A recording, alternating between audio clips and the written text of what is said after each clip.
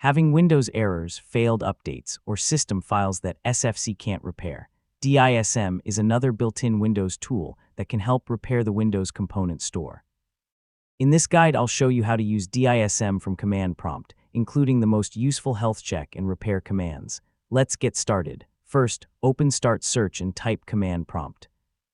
Right-click the result and choose Run as Administrator. Approve the user account control prompt. DISM commands that modify the Windows image generally require an elevated command prompt. Before repairing anything, you can check the Windows image. Type DISM/online/cleanupimage/check health and press Enter. This performs a quick check for corruption that DISM has already detected. It doesn't perform a full scan or repair. For a more detailed scan, use DISM/online/cleanupimage/scan health.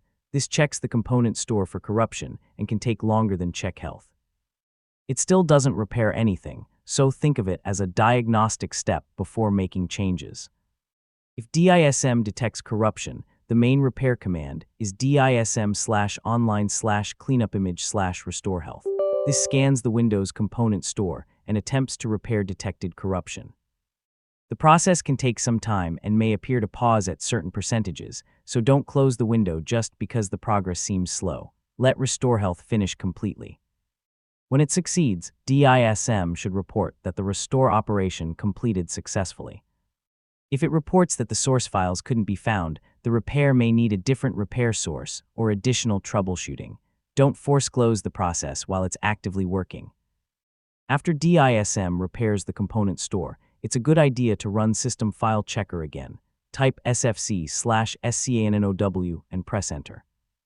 SFC can use the repaired Windows component store to replace corrupted protected system files. This combination is especially useful when SFC couldn't fix everything earlier. And that's how to use DISM in CMD. Start with Check Health or Scan Health when you need to diagnose the Windows image, and use Restore Health when repair is needed. Afterward, run SFC again and restart Windows if appropriate. So, when built-in Windows components start acting up, DISM is a useful tool to have.